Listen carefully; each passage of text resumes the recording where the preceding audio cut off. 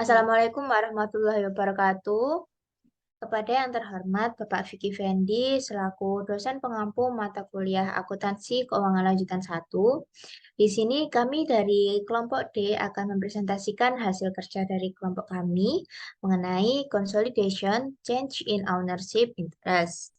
Nah, pada kesempatan kali ini kita akan bahas mengenai perubahan pada kepemilikan saham anak perusahaan, di mana di sini juga terdapat beberapa contoh kasus yang berkaitan dengan transaksi perusahaan induk dan perusahaan anak yang berkaitan dengan perubahan kepemilikan. Next. Oke, sebelum itu izinkan kami untuk memperkenalkan diri terlebih dahulu, dimulai dari saya, Ayunda Francis Octavia dengan akhiran NPM 298. Saya Verina Oktaviana Saryoding dengan NPM akhir 299. Saya Istiqoiril Mala, NPM akhir 300. Saya Delia Wurazarani dengan akhiran NPM 308. Saya Lovani Filarudin dengan akhiran NPM 355.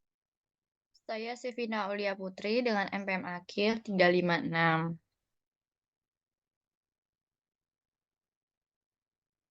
Baik, sebelum masuk pada pembahasan, di sini terdapat beberapa hal yang akan kita pelajari dalam bab ini. Ada tiga, di mana yang pertama yaitu penetapan prosedur konsolidasi untuk akuisisi interim, yaitu proses akuisisi yang dilakukan pada pertengahan tahun. Dan yang kedua, mempersiapkan laporan konsolidasi ketika persentase kepemilikan perusahaan induk meningkat atau menurun selama periode pelaporan. Dan yang terakhir, mencatat penerbitan saham anak perusahaan, subsidiary atau investee, dan transaksi saham treasury.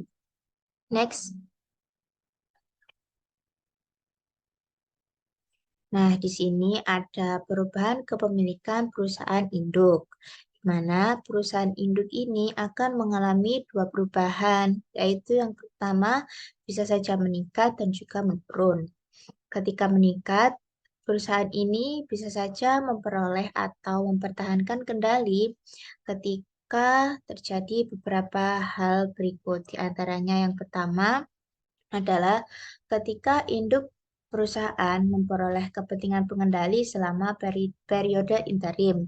Nah, di mana di sini induk perusahaan ini bisa memiliki kendali atas perusahaan ketika misalnya perusahaan POP mempunyai kepemilikan saham lebih dari 50% atas perusahaan SON. Dan yang kedua, induk memperoleh kepentingan pengendali secara bertahap, di mana di sini contoh kasusnya yaitu ketika perusahaan POP awalnya mengakuisisi perusahaan SON dengan 50% kepemilikan saham. Lalu perusahaan POP membeli lagi kepemilikan saham atas SON sebesar 40%. Nah, jadi kan sekarang ini perusahaan POP ini mempunyai kepemilikan saham 90% atas perusahaan SON. Dan yang ketiga, yaitu ketika induk memperoleh saham tambahan dari NJI. Kemudian selanjutnya, perubahan kepemilikan perusahaan induk menurun. Nah, perusahaan ini bisa mempertahankan atau kehilangan kendalinya. Di mana yang pertama, induk menjual saham tetapi masih memelihara kendali. Dalam contoh kasusnya, dimisalkan tadi perusahaan POP ini mempunyai kepemilikan saham sebesar 90% atas anak perusahaan. Nah, jadi lalu perusahaan POP ini menjual kepemilikan saham sebesar 30%. Jadi sekarang ini kan perusahaan POP masih mempunyai 60% kepemilikan saham atas SON. Nah, jadi perusahaan POP ini masih mempunyai kendali atas perusahaan SON. Nah, untuk contoh kasus yang kedua, ketika induk menjual saham tetapi menyerah atas kendali. Nah, di sini perusahaan POP kan tadi mempunyai kepemilikan saham atas SON 60% saham. Nah, lalu perusahaan POP ini menjual lagi 20% kepemilikan sahamnya atas Son. Jadi sekarang ini perusahaan POP hanya mempunyai 40% kepemilikan saham atas Son. Jadi karena kepemilikan perusahaan dari POP ini kurang dari 50%, maka perusahaan POP sudah tidak mempunyai kendali atas perusahaan Son lagi. Oke, selanjutnya next.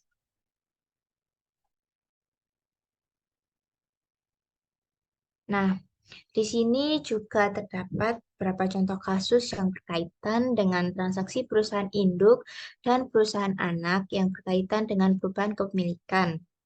Kasus yang pertama adalah ketika ada akuisisi pada periode akuntansi atau acquisition during an accounting period.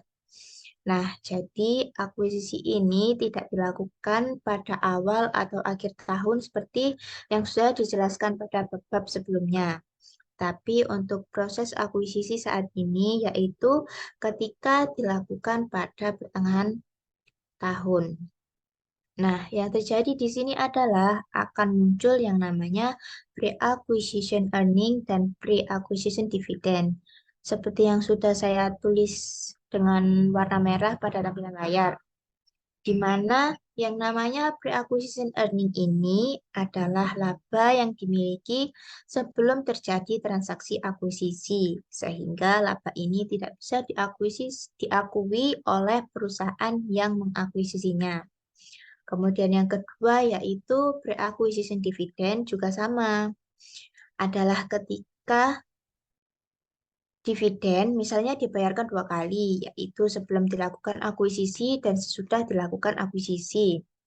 Maka dividen yang sebelum dilakukan akuisisi ini tidak boleh diakui oleh perusahaan yang mengakuisisinya. Nah, untuk apa saja yang akan terjadi selanjutnya akan saya jelaskan pada slide berikutnya. Next.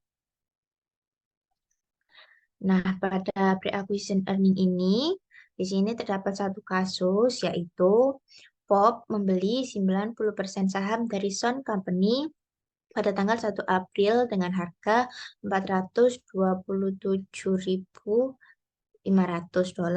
Nah, untuk proses akuisisinya ini terjadi pada tanggal 1 April. Bisa dilihat di sini yang pre-acquisition ada di sebelah kiri. Di sini kita bisa melihat income yaitu berasal dari sale and cost of sale expense sebesar 25.000. Kemudian untuk income setelah diakuisisinya berada di tengah ini pada April tanggal 1 sampai Desember 31. Itu sebesar 30.000 dan totalnya ada di sebelah kanan. Yaitu langsung saja dijumlahkan yaitu net income $25.000 ditambah dengan $75.000 sebesar 100.000. Untuk dividennya juga sama. Langsung saja dijumlahkan yaitu dividen sebelum pre-acquisition earning sebesar $20.000 ditambahkan dengan $30.000 menghasilkan $50.000. Nah, selanjutnya jika kita melihat pada sisi ekuitas, sebelum diakuisisi, ekuitasnya itu ada 400.000 ditambah 70.000, sehingga menghasilkan 470.000 stakeholder equity ini yang paling sebelah kiri. Nah, di sini adalah pada saat kita ingin memperhitungkan goodwill atau excess, maka kita perlu mengetahui book value equity pada saat terjadinya akuisisi, yaitu pada 1 April. Caranya yaitu dengan memperhitungkan income sebelum diakuisisi itu berapa dan dividen sebelum diakuisisinya juga berapa. Misalnya di sini kan tadi retained earning-nya yaitu sebesar 70.000 tuh. Kemudian ada income tadi sebesar 25.000 dikurangi dengan dividen sebesar 20.000, maka hasilnya sama dengan 75.000 yang ada di sisi tengah ini pada April tanggal 1. Kemudian sehingga returned earning-nya itu pada saat akuisisi yaitu menjadi sebesar 75.000 pada tanggal 1 April. Nah, selanjutnya langsung saja kita jumlahkan ekuitasnya, yaitu capital stock 400.000 ditambah retained earning 75.000, maka sama dengan 475.000. Nah, 475.000 ini adalah 100% stakeholder equity pada saat tanggal akuisisi. Nah, pada saat tanggal akuisisi ini sendiri, akuisisinya yaitu sebesar 427.500. Ada di informasi soal tadi. Nah, maka langsung saja 427.500 dibagi dengan 90% kepemilikan saham. Maka totalnya adalah 475.000. Oke, next. Nah, kemudian untuk pencatatan jurnalnya. Tadi kan income-nya sesudah diakuisisi itu sejumlah $75.000. Maka langsung saja dikalikan dengan berapa persen kepemilikan sahamnya.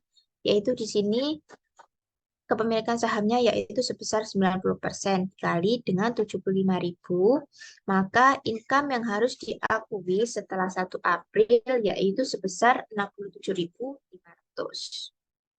Next. Nah, untuk yang pre-acquisition dividen ini juga sama seperti yang tadi sudah saya jelaskan. Tapi dalam contoh kasus ini, Son membayar dividen sebesar $50.000 selama tahun 2016. Tetapi $20.000 dari jumlah ini dibayarkan sebelum akuisisi dilakukan. Maka untuk sekarang ini, POP hanya perlu membayar sisanya, yaitu $30.000. Maka $30.000 dikali dengan 90% kepemilikan saham sama dengan $27.000. Jadi di sini POP hanya perlu membayar sejumlah $27.000 dividen. Oke, next. Oke, untuk materi selanjutnya akan dilanjutkan oleh rekan saya.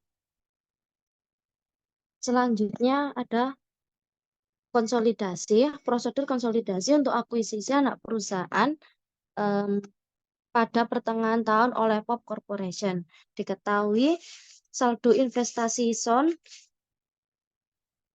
sebesar 468.000 di neraca POP terdiri dari biaya 427.500 ditambah pendapatannya 67.500 dikurangi dividen yang diterima sebesar 27.000.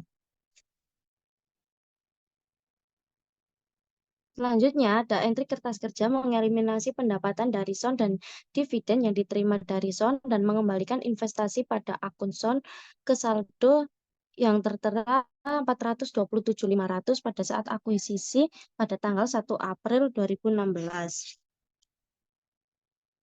Jurnalnya pertama income from Son sebesar 67.500 pada kreditnya dividen pada Son 27.000 dan investment in Son 40.500. Itu 67.500 tadi hasilnya diketahui dari 70.000 dikali 90%. Next. Masuk di next.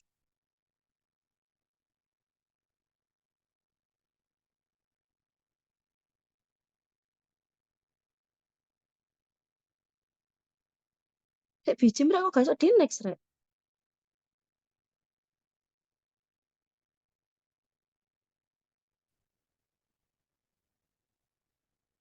Selanjutnya pada konsolidasi, prosedur konsolidasi untuk akuisisi anak perusahaan pada pertengahan tahun oleh POP Corporation.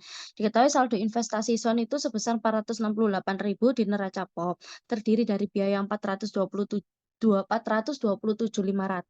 kemudian ditambah pendapatannya 67.500 dikurangi dividen yang diterima sebesar 27.000. Kertas kerja mengeliminasi pendapatan dari Son dan dividen yang diterima dari Son dan mengembalikan investasi pada akun Son ke saldo awalnya 427.500 pada saat akuisisi tanggal 1 April 2016. Berikut ada jurnalnya. Yang pertama, pada sisi debit, income from Son itu 67.500 didapat dari 70.000 dikali 90%. Kemudian pada sisi kredit, ada dividen kepada Son itu 27.000 dari 90% dikali 30.000. Selanjutnya ada sisanya kredit itu investment in zone 40.500.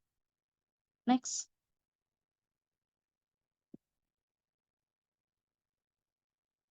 Selanjutnya kita harus mengeliminasi investasi yang mencerminkan prosedur baru.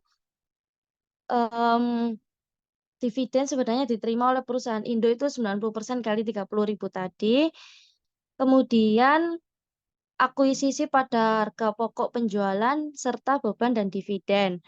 Pada jurnalnya yang kedua, sales pada cost of sale expense hasilnya 50.000. Sorry. Ya Allah, astagfirullah.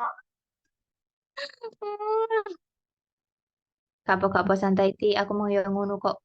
Bingung sendiri. Jujur, gak iso ya apa yang jelas no ya apa Del, info Del. Selanjutnya, jurnal untuk menghilangkan saldo investasi dan ekuitas timbal balik pendapatan pra-akuisisi dan dividen pra-akuisisi dan untuk mencatat kepentingan dan pengendali awal item mewakili pendapatan pra-akuisisi dan dividen. Kemudian kepentingan non pengendali awal adalah jumlah pada tanggal akuisisi, mewakili 10% dari modal awal tanggal 1 Januari ditambah laba ditahan, kemudian ditambah pendapatan pra-akuisisi, yaitu 10% dibagi 4 dalam kurung 400.000 ditambah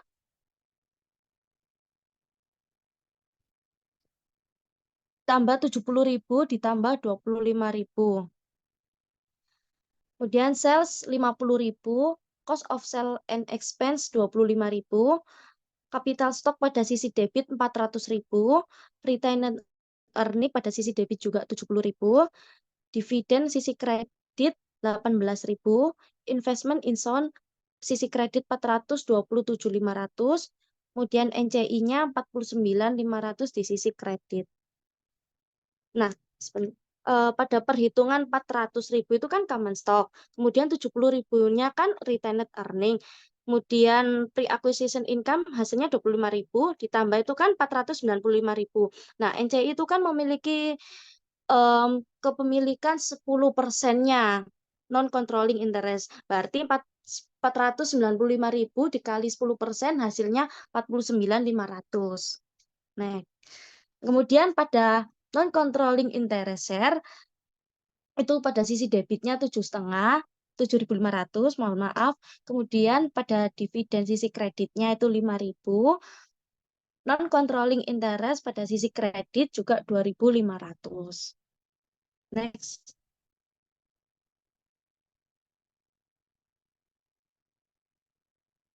Kemudian ada kertas kerjanya.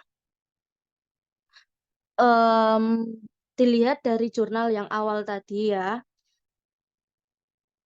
A itu income from zone-nya 9.000, kemudian pada sisi investment in zone kreditnya 9.000, dan selanjutnya sesuai yang di jurnal sebelumnya. Next.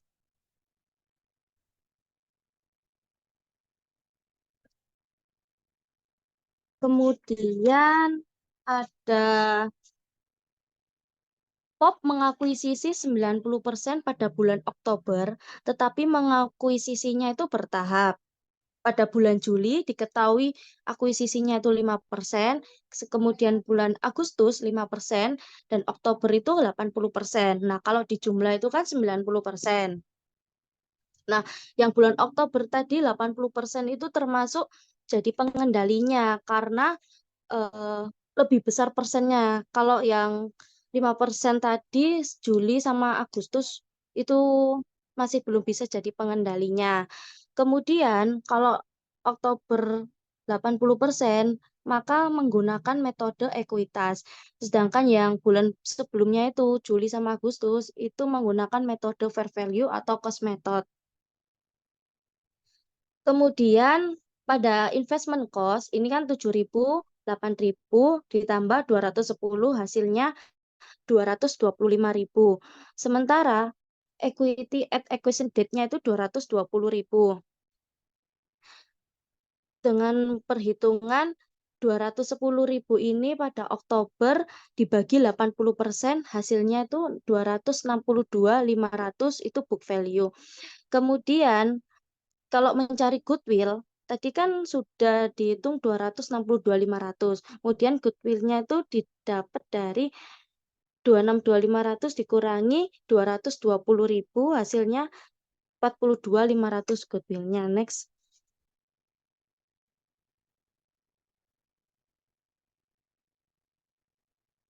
Kemudian ada investasi tambahan pada tanggal 1 Oktober 2018 meningkatkan saldo akun investasi menjadi 225 dan meningkatkan kepemilikan 90%. Akuisisi telah terjadi dan Son harus melakukan dikonsolidasikan. Harga 210 yang dibayarkan untuk bunga 80% mensyaratkan total nilai wajar Son sebesar 262.500. Nilai wajar aset bersih teridentifikasi adalah 220.000, yang berarti total goodwill-nya tadi 42.500 untuk akuisisi Son. Investasi awal 10% harus disesuaikan untuk mencerminkan nilai wajar pada tanggal 1 Oktober 2018. Nilai wajar bunga 10% dari 262.500. Kemudian POP mencatat keuntungan dari revaluasi investasi di Son sebesar 11.250. Keuntungannya dihitung dengan 26.250 dikurangi 7.000 ditambah 8.000. Pada tanggal 1 Oktober menjadikan akuisisi ini tengah tahun. Konsolidasi laporan laba rugi hanya boleh mencakup pendapatan dan pengeluaran Son selama 3 bulan terakhir tahun 2018. Anak memperoleh penghasilan sepanjang tahun sebagai berikut: 1 Januari hingga 30 September itu 30.000 dan 1 Oktober hingga Desember 10.000. Next.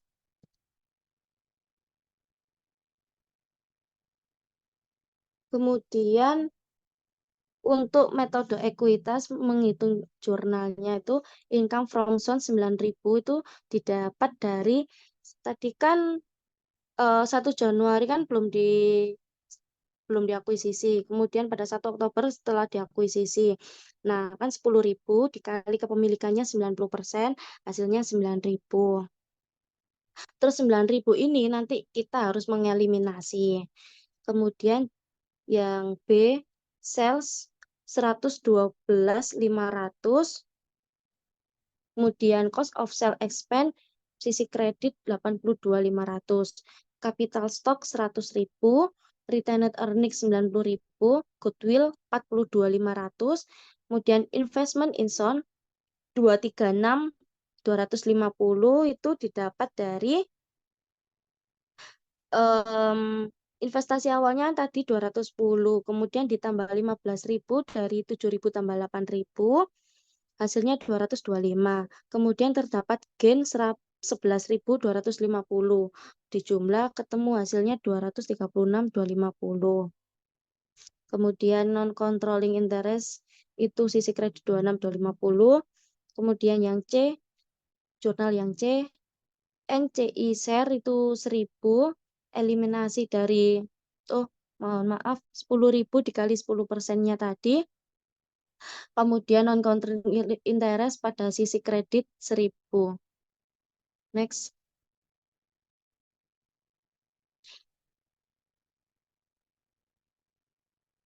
Kemudian ada kertas kerja yang sebelumnya tadi di jurnal dipindahkan ke kertas kerja. Next. Kemudian ada sale of ownership interest. Berikut menggambarkan penjualan kepemilikan baik di awal tahun periode dan selama periode tersebut. Sun Corporation adalah anak perusahaan yang 90% sahamnya dimiliki oleh PAM Corporation. Akun investasi PAM di Sun pada tanggal 1 Januari 2017 memiliki saldo 288.000, terdiri dari ekuitas dasar di Sun ditambah goodwill 18.000. Oleh karena itu total goodwill yang tersirat adalah 20.000. Sun Ekuitas pemegang saham pada tanggal 1 Januari 2017 terdiri dari 200.000 modal saham dan 100.000 pendapatan yang ditahan.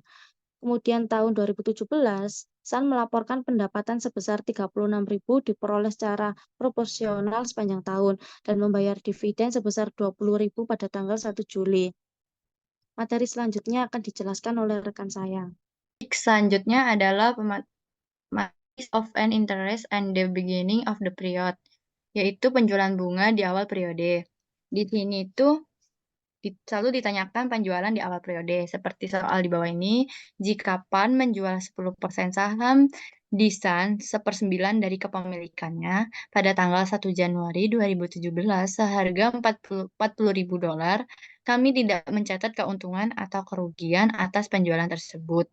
PAM mempertahankan 80% saham pengendalian di Sun dan kepentingan non-pengendali meningkat menjadi 20% aset dan liabilitas Sun yang tercatat, termasuk goodwill dan tidak terpengaruh.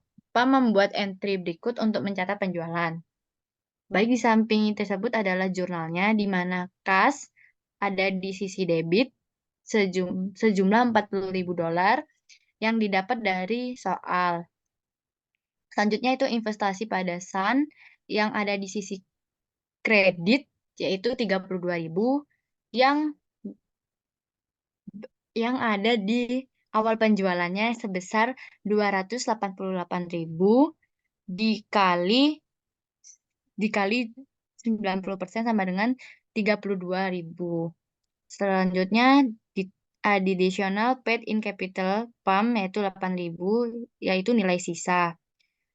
Terus entry kertas kerja konsolidasi meningkat saldo bunga non-pengendali untuk mengurangi transfer dari kepentingan pengendali atau induk ke kepentingan non-pengendali. Next. Baik, selanjutnya itu selama 2017, PAM menyumbang 80% bunganya di bawah metode ekuitas dan mencatat pendapatan $28.800 yang didapat dari $36.000 dikali pendapatan NCT Sun 80%. Dan pengurangan akun investasinya untuk dividen yang diterima pada 31 Desember 2017. Akun investasi PAM di Sun memiliki saldo $268.800 yang dihitung sebagai berikut, yaitu pendapatan dari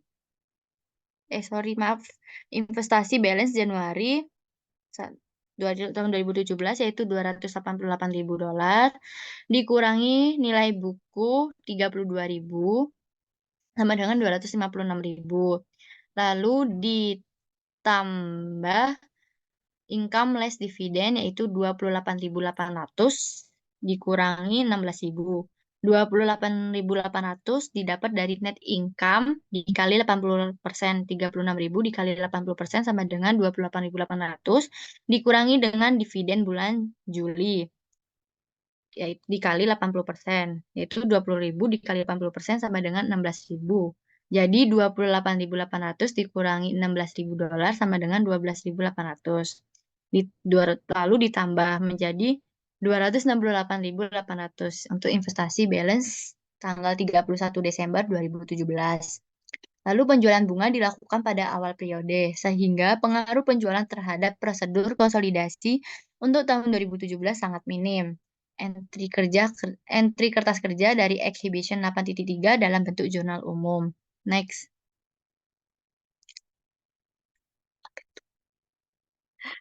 Nah, di sini adalah jurnal eliminasi. Yang pertama, yang jurnal A, yaitu income from Sun. Di sisi debit, itu 28.800. Yang didapat tadi, net income dikali dengan 80% akuisisi, yaitu 28.800. Selanjutnya itu dividen, 20.000 dikali 80% sama dengan 16.000. Selanjutnya ada investasi pada Sun yaitu 12.800. Lalu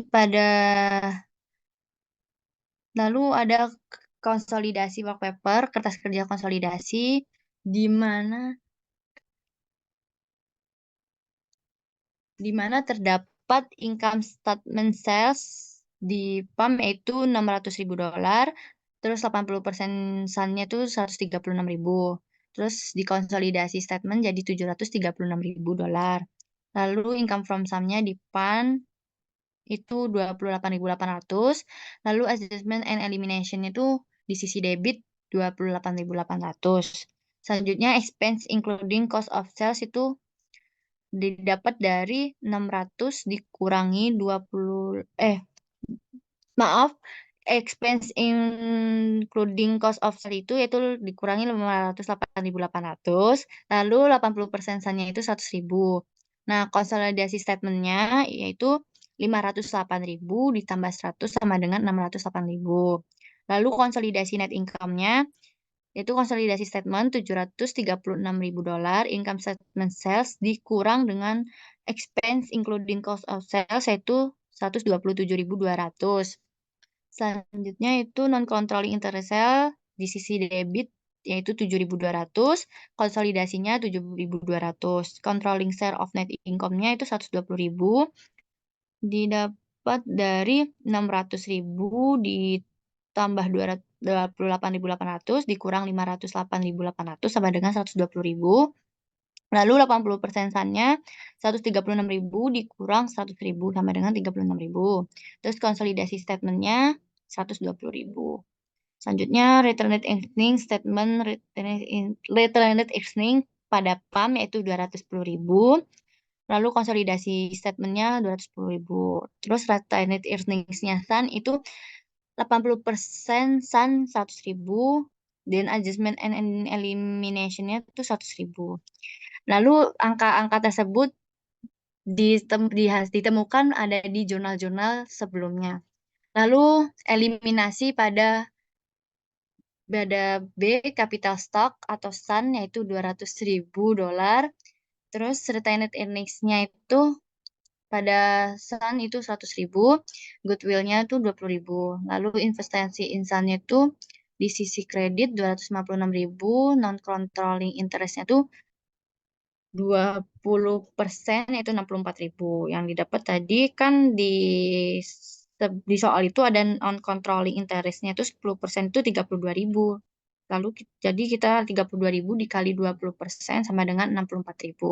Selanjutnya yaitu C non-controlling interest sale itu 7.200. Dividensannya itu 4.000, non-controlling interest-nya itu 3.200. Next.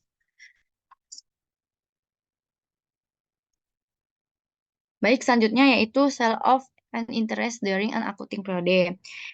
Nah, di sini tuh dijelaskan bahwa penjualannya itu dilakukan pada 1 April 2017 di tengah-tengah tahun.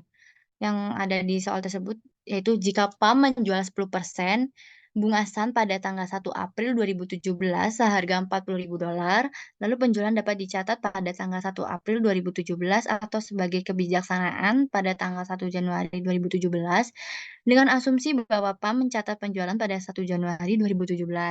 PAM mencatat efek ekuitas pemegang saham $8.000 sama seperti pada situasi penjualan awal tahun ini dan membuat entry konsolidasi satu baris yang sama seperti di ilustrasi sebelumnya. Lalu konsistensi dengan konsolidasi satu baris yang mengharuskan kita untuk mempersiapkan konsolidasi laporan keuangan menggunakan asumsi penjualan awal periode yang sama. Dan artinya kami menghitung bagian kepentingan non pengendali untuk 20% kepentingan non pengendali yang berada sepanjang tahun 2017 dan kami berdasarkan jumlah bunga awal dan akhir non pengendali pada 20%. Kepentingan non pengendali this is the alternate beginning of the period asal asumsi efek appearance controlling share of konsolidasi net income. Nah, aku bingung ini, bentar ya. Baik, di sini saya akan menjelaskan yaitu selling price of 10% interest-nya itu 40.000 itu didapat dari soalnya, terus investasi balance pada tanggal 1 Januari, terus equity income-nya itu 36.000 dikali 1/4 tahun dikali 90%. Itu kenapa bisa 1/4 tahun? Karena di soal ini dihitung pada tanggal 1 April 2017. Lalu investasi balance 1 Januari itu $288.000, equity in income-nya itu 8.100 ditambah jadi 296.100. Terus dikali 90% sama dengan 32.900. Jadi stockholder equity efeknya itu 7.100. Next. Lalu di sini ada jurnal entries buku PAM sama tahun 2017 untuk memperhitungkan 10% bunga yang dijual dan investasinya di SUN sebagai berikut. Pada tanggal 1 April 2017, investasi investasi SUN di situ pendapatan SUN-nya 8.000 maaf, pada tanggal 1 April 2017, investasi SUN-nya itu 8.100 pada sisi debit, terus pendapatan pada SUN itu di sisi kredit 8.100. Itu untuk mencatat pendapatan pada kuartal pertama, ekuitas dalam pendapatan. Terus cash-nya itu 40.000 pada sisi debit itu ada di soal, investasi pada SUN-nya itu 32.900 ditambah paid in capital 7.100 pada sisi kredit. Itu untuk mencatat penjualan 10% kepemilikan di SUN. Lalu pada tanggal 1 Juli 2017, kasnya 16.000, investasi pada SUN-nya itu 16.000. Itu dicatat dividennya pada tanggal 20.000 dolar dikali 80% sama dengan 16.000.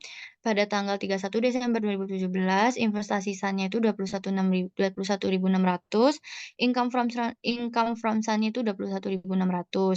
Lalu pendapatan dari SUN untuk 2017 adalah 529.700 yang terdiri dari 58.100 kuartal pertama dan 21.600 3 kuartal terakhir. Pada akhir tahun, akun investasi di SUN itu memiliki balance 268.800 dolar yang sama seperti pada penjualan awal periode. Tetapi saldonya mencakup jumlah yang berbeda. Seperti investasi balance pada tanggal 1 Januari itu 288.000 dolar dikurang dengan nilai buku yaitu 32.900 sama dengan 255.100. Lalu ditambah dengan income less dividennya 13.700 sama dengan 268.800. Itu untuk menghitung investasi balance pada tanggal 31 Desember. Next. Saldo investasi pada akhir tahun sama seperti sebelumnya karena PAM memegang kepentingan kepemilikannya sama seperti di bawah asumsi penjualan awal tahun. Selanjutnya PAM telah menerima arus kas masuk yang sama dari investasi 15.400 hasil pro dari penjualan dan 16.000 dolar dividen. Kami menjelaskan efek di bawah asumsi yang berbeda sebagai berikut, yaitu equity effect on sale of investment itu pada sale of asumsi at beginning of period itu 8.000 dolar, lalu sale with the accounting periodnya itu 7.100 dolar. Terus income from SUN-nya itu 28.800, terus di sale with the accounting periodnya itu 29.700. Lalu di total ekuitasnya 28.800 ditambah 8.000 sama dengan 36.800 dolar. Lalu 29.700 ditambah 7.100 yaitu 36.800 untuk sell with the accounting period. Terus efek ekuitas total dari dua asumsi yang berbeda adalah sama. Tetapi efek pada laporan keuangan tanggal konsul berbeda. Baik saham kepentingan pengendali maupun non-pengendali dari laba bersih tanggal konsolidasi berbeda. Kertas kerja konsolidasi untuk penjualan dalam periode akuntansi. Yang pertama, income from SUN-nya 29.700, dividennya 16.000, di sisi kredit 16.000, investasi SUN-nya di sisi kredit 13.700. Lalu yang B, capital stock-nya pada SUN itu 200.000, return earnings-nya pada SUN itu 100.000, goodwill-nya 20.000, lalu investasi insan pada sisi kreditnya 255.100, non-controlling interest pada tanggal 1 Januari itu 32.000, non-controlling interest 1 April itu 32.900.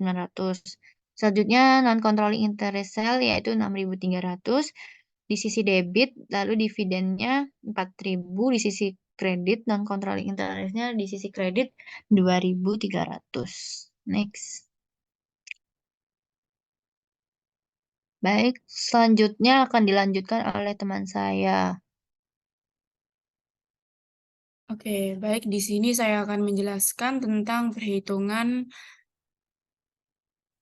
non-controlling interest, yang dimana hal ini sedikit berbeda dari perhitungan NCI pada bab sebelumnya. Nah, bisa kita lihat dalam jurnal poin B, itu ada non-controlling interest pada April tanggal 1, dikarenakan kita mengakuisisi pada tanggal 1 April 2017.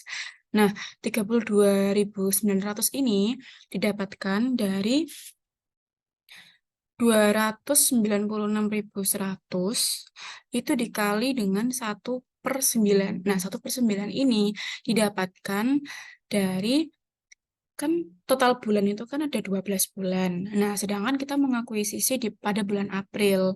Nah, berarti kita mengurangi 12 dikurangi 3 itu 9. Maka dari itu kita mengalikannya dengan 1/9. Yang akhirnya menghasilkan 32.900. Nah, untuk yang nominal investment insan 255.100, tadi juga sudah kita hitung dan dijelaskan oleh rekan saya. Kemudian, untuk yang poin C, kita menghitung non-controlling interest share sebesar 6.300. Nah, nominal ini itu didapatkan dari 36.000 dikali 10% dikali 1/4 tahun. Ditambah 36.000 dikali 20% dikali 3/4 tahun. Nah, kenapa di sini ada 10% dan juga 20%? Nah, di sini kita itu mengalkulasi dividen sebelum adanya perubahan tingkat kepemilikan dengan setelah adanya peningkatan kepemilikan. Maka dari itu, kita jumlahkan, hasilnya menjadi 6.300. Next.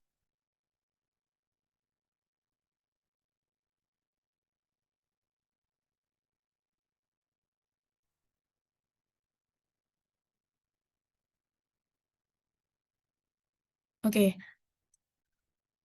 Dari penjelasan yang telah disampaikan oleh teman-teman saya dan juga saya tadi, kita input untuk menyesuaikan di dalam kolom adjustment and elimination, yaitu dari poin A sampai poin C semua dimasukkan dalam kertas kerja.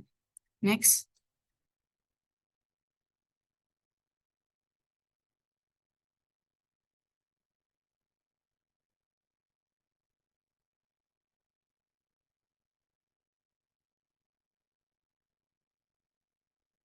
Nah, ini untuk pembahasan sale of an interest resulting in deconsolidation.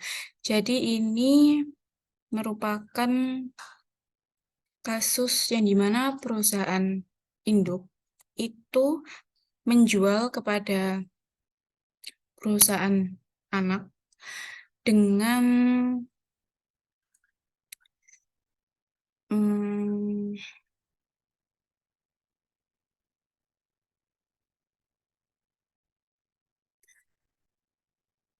baik, di sini saya akan melanjutkan penjelasan tentang sale of an interest resulting in deconsolidation.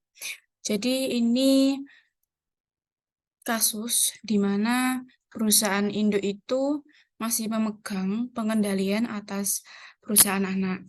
Nah, jadi perusahaan anak itu harus dieliminasi dari laporan keuangan konsolidasi. Dan juga hal ini itu harus dicatat menggunakan metode ekuitas atau metode biaya investasi. Nah, seperti yang ada dalam GAAP, yaitu untuk terkait dengan gain, itu ada beberapa tolak ukurnya. Nah, yang pertama itu nilai wajar yang diterima. Kemudian yang kedua, itu nilai wajar dari setiap investasi non-controlling interest yang ditahan pada perusahaan anak sebelumnya pada tanggal perusahaan anak itu dikonsolidasi. Kemudian yang ketiga itu ada jumlah tercatat dari kepentingan non-controlling interest pada perusahaan anak sebelumnya, dan hal ini sudah termasuk pada akumulasi pendapatan komprehensif lainnya yang diatribusikan kepada NCI pada tanggal anak perusahaan itu didekonsolidasi. Kemudian yang poin B itu ada jumlah tercatat aset dan kewajiban mantan perusahaan anak. Next. Yes, mau habis. Nanti aja. Dan di sini ada contoh dari kasus, yaitu perusahaan POP menjual keseluruhan 90% kepemilikannya kepada perusahaan Son dengan nominal 550.000 dibayarkan dengan tunai. POP itu menggunakan nominal dari pencatatan investmentnya untuk menentukan gain atau loss atas penjualan. Nah, ketika pencatatan investmentnya bernilai 530.000, maka POP itu harus mendekonsolidasi Son dan mencatat gain sebesar 20.000. Nah, berikut merupakan jurnal yang digunakan untuk mencatat hal tersebut. Karena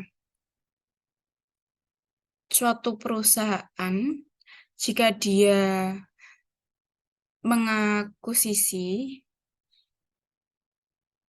dengan memiliki pengendalian atas perusahaan tersebut, maka perusahaan tersebut tidak perlu untuk mengakui laba dan juga dividen dari sebelum akuisisi itu dilakukan.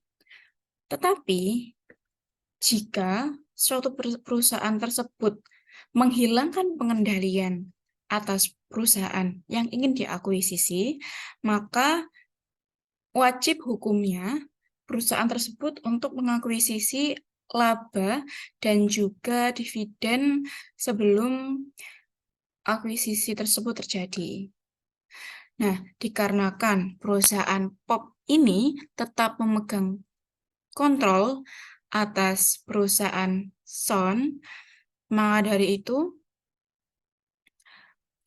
dividen dan juga laba yang terdapat pada Son itu harus diakuisisi.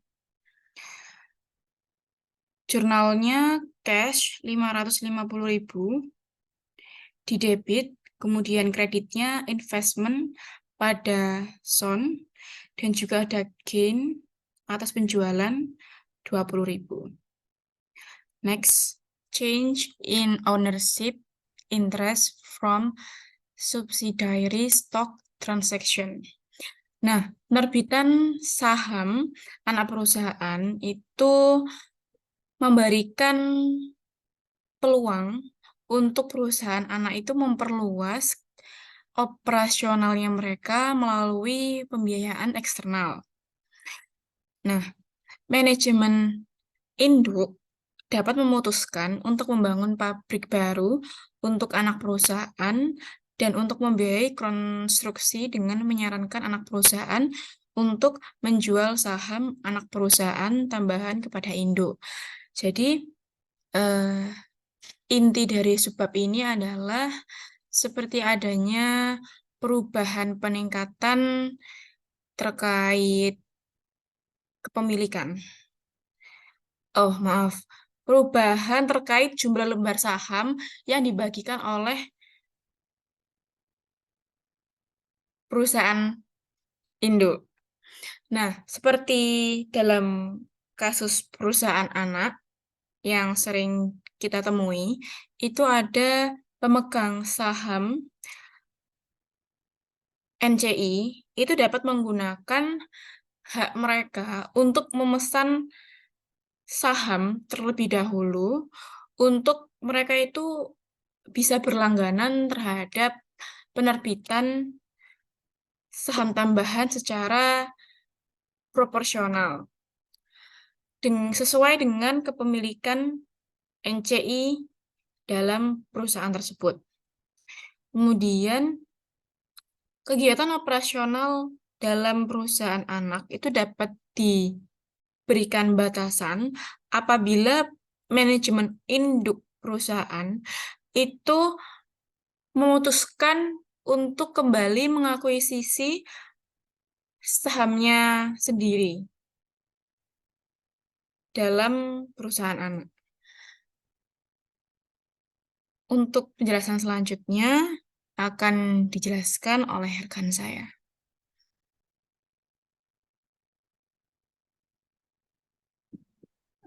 Selanjutnya yaitu kita langsung masuk pada kasus. Nah, yang pertama yaitu ketika dijual ke perusahaan induk. Nah, ini kan kepemilikannya 80%, investasinya sebesar 180.000 sampai dengan 80% dari 200.000 saham ekuitas plus 20.000 goodwill. Total goodwillnya 25.000, jadi additional paid in capitalnya 60, retained earningsnya 40, total ekuitasnya 200.000. Next.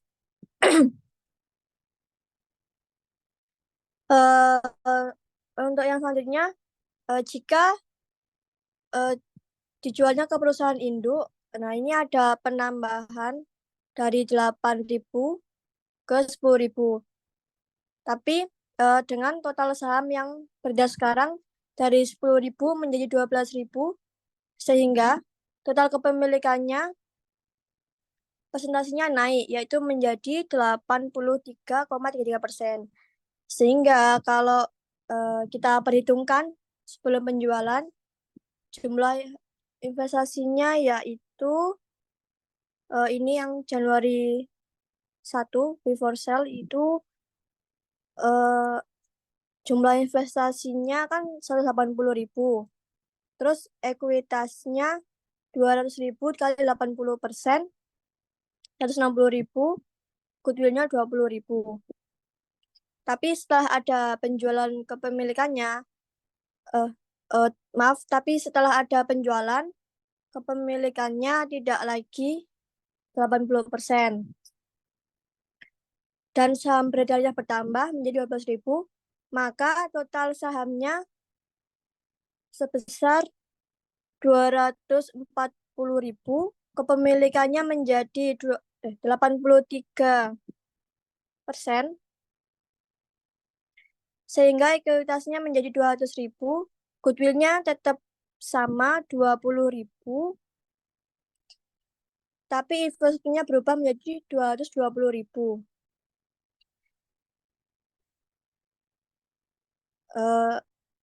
Selanjutnya, jika menjualnya di atas book value, ini yang if Sun sells the 2.000 shares to pump at 35 per share, itu kan di atas book value. Next. Maka untuk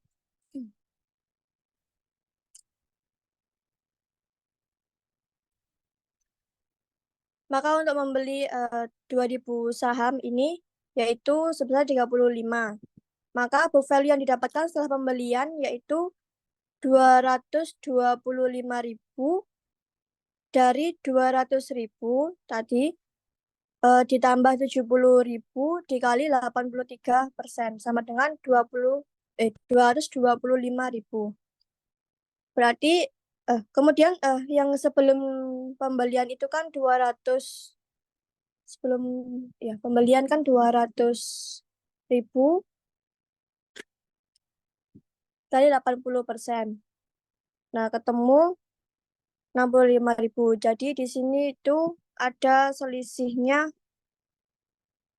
ada selisih 65.000 ya. Oh, ini maaf, pembeliannya kan sebelumnya itu 200.000 kali 80% sama dengan 160.000. Jadi di sini ada selisih yaitu 65.000 dan eksesnya 5.000.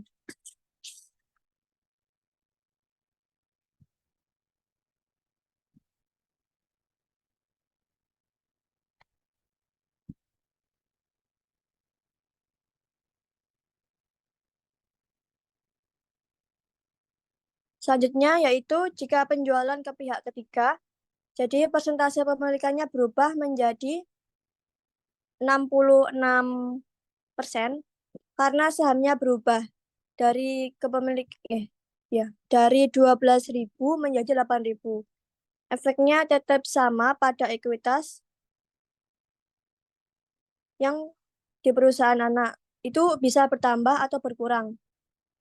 Kalau penjualan pada book value ini tetap, yang ini yang sell at $20 itu kan tetap. Jadi ekuitasnya tetap. Tapi kalau yang kalau book value-nya kalau penjualannya di atas book value, maka ekuitasnya bertambah. Nah, kalau penjualannya di bawah book value, maka ekuitasnya berkurang. Jadi yang berubah hanya jumlah persentase kepemilikan. Kalau jual ke perusahaan induk persentase bertambah, kalau jual ke perusahaan pihak ketiga, maka persentase kepemilikannya akan berkurang. Next. Selanjutnya akan dijelaskan oleh Baik, untuk selanjutnya yaitu Summary of Subsidiary Stock Sales Concept. Jadi ini penjualan saham oleh anak perusahaan kepada induknya tidak mengakibatkan pengakuan keuntungan atau kerugian atau penyesuaian tambahan modal di setor, namun menimbulkan selisih nilai wajar atau nilai buku sebesar selisih biaya atas saham tambahan dan bagian induk atas selisih ekuitas pemegang saham anak perusahaan sesaat sebelum dan sesudah penjualan saham. GAP menganggap penjualan saham oleh anak perusahaan kepada pihak luar sebagai transaksi modal dan memerlukan penyesuaian akun investasi induk dan tambahan modal di setor kecuali jika saham tersebut dijual pada nilai buku. Besarnya penyesuaian merupakan selisih antara nilai buku pokok dengan bagian ekuitas anak perusahaan yang dimiliki segera sebelum dan sesudah saham tambahan diterbitkan kepada pihak luar.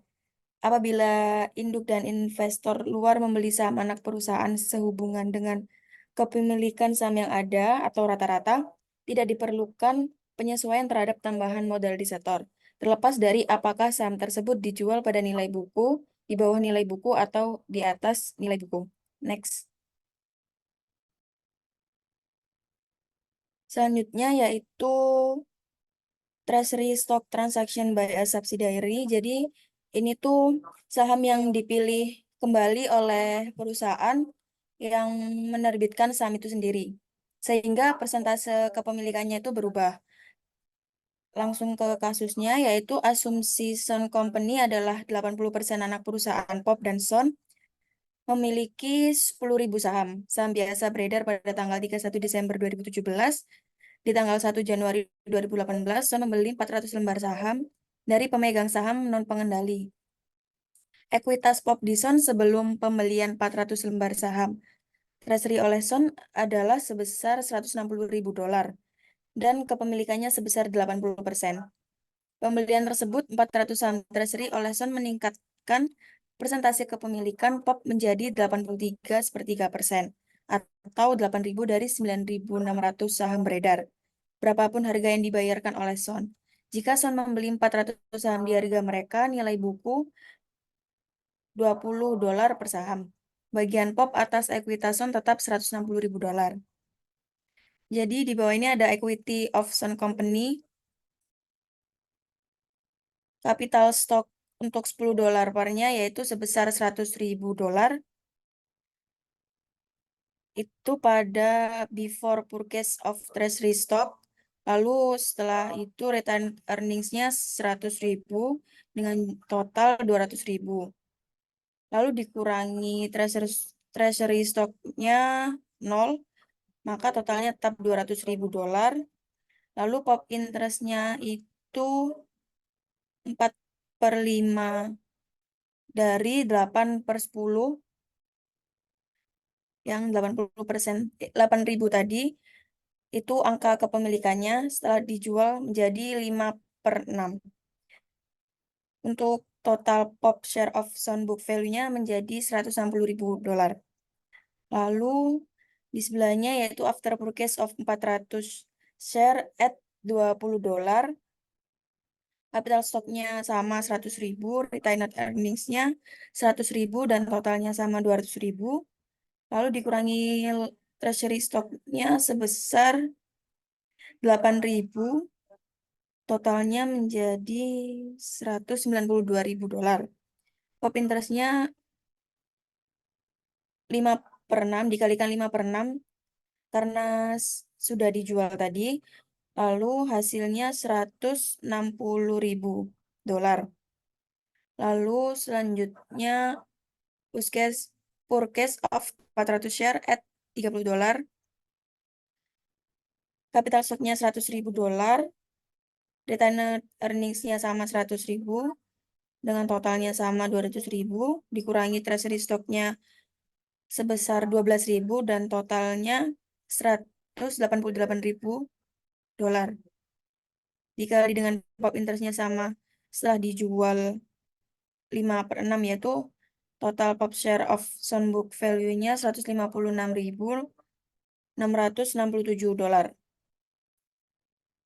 Lalu after purchase of 400 share at $15, capital stock 100.000, retained earnings-nya 100.000 dan totalnya sama 200.000, dikurangi treasury stock sebesar 6.000, totalnya $194.000 dikali setelah dijual menjadi 5/6 dan totalnya $161.667. Itu untuk yang after purchase of 400 share at $20 ini dia di bawah book value. Maka dari itu untuk totalnya dia sama untuk yang treasury stock di sebelah kirinya. Lalu untuk yang di sebelah kanan purchase of 400 share at $30 dia di atas book value. Maka dari itu totalnya berubah karena ia menjadi berkurang lebih kecil dari sebelah kiri yang 160.000. Lalu untuk yang sebelah kanannya lagi, ya itu dia membeli di bawah harga buku, maka dari itu dia menjadi nominal untuk totalnya bertambah. Next.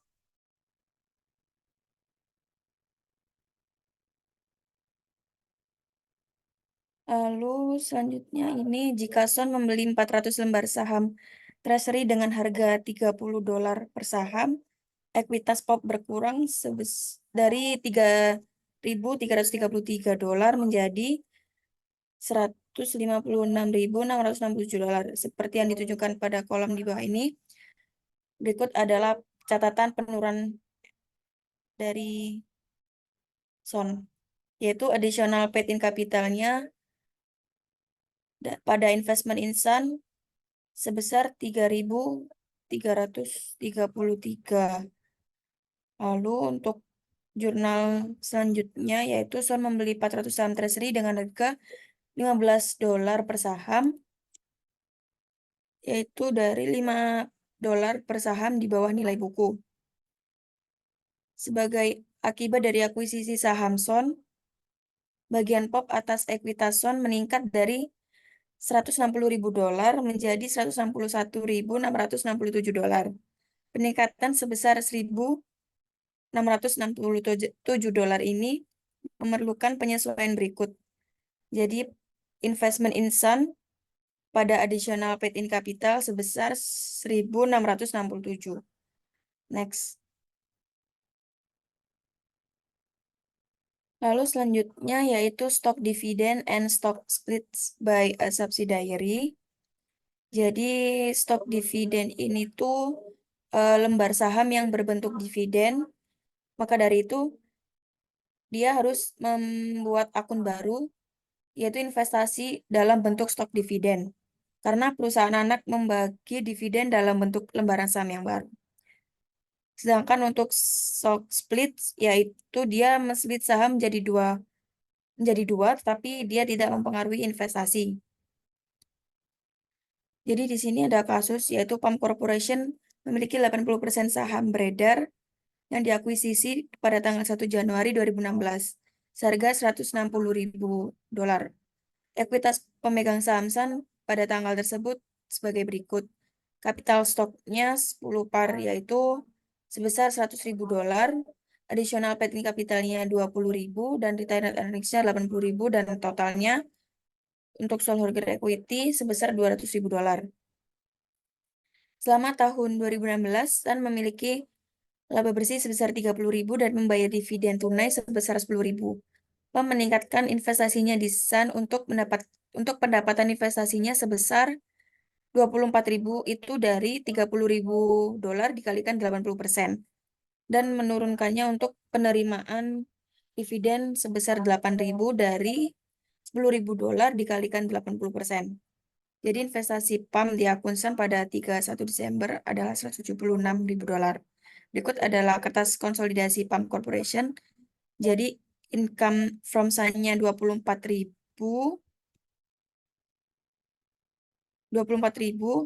lalu dividennya 8.000, investment in Sun-nya 16.000, capital stock-nya sebesar 100.000, lalu additional paid-in capitalnya 20.000, return earnings-nya sebesar 80.000. Investment instannya 160.000 dan non-controlling interest sebesar 40.000. Next.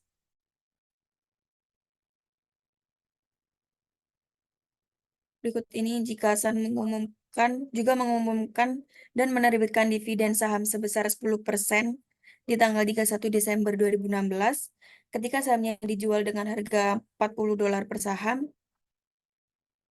Catatan dividennya sebagai berikut. Jadi stok dividen on common stock-nya 40.000 itu dari kapital stok 10 par 10.000 itu dari 10%-nya 100.000 yang di slide sebelumnya. Maka dari itu dia bertambah 10.000 kapital stoknya. Lalu ada additional paid-in capitalnya itu dari 40 dikurang dengan 10, maka dari itu dia totalnya 30.000. Oh, dari 50.000, dari 2, sorry, selanjutnya modal saham Sun telah meningkat menjadi $110.000 dari 100.000 ditambah dengan 10.000 di slide sebelumnya. Dan tambahannya modal di sektor setelah meningkat menjadi $50.000 itu dari $20.000 ditambah dengan $30.000. Penyesuaian kertas kerja konsolidasi dan entry eliminasi di tanggal 31 adalah income from Sun-nya 24.000, dividennya 8.000, investment in Sun 16.000, kapital stoknya 110 dari 100 ditambah dengan 10.000, lalu additional paid-in capitalnya 50.000 dari 20 ditambah dengan 30.000, lalu retained earnings-nya 80.000, pada investment insight-nya 160.000, non controlling interest bagi interest 40.000, lalu yang terakhir yaitu stock dividend uncommon sebesar 40.000. Next. Sekian presentasi dari kelompok kami. Mohon maaf apabila ada salah kata. Wassalamualaikum warahmatullahi wabarakatuh.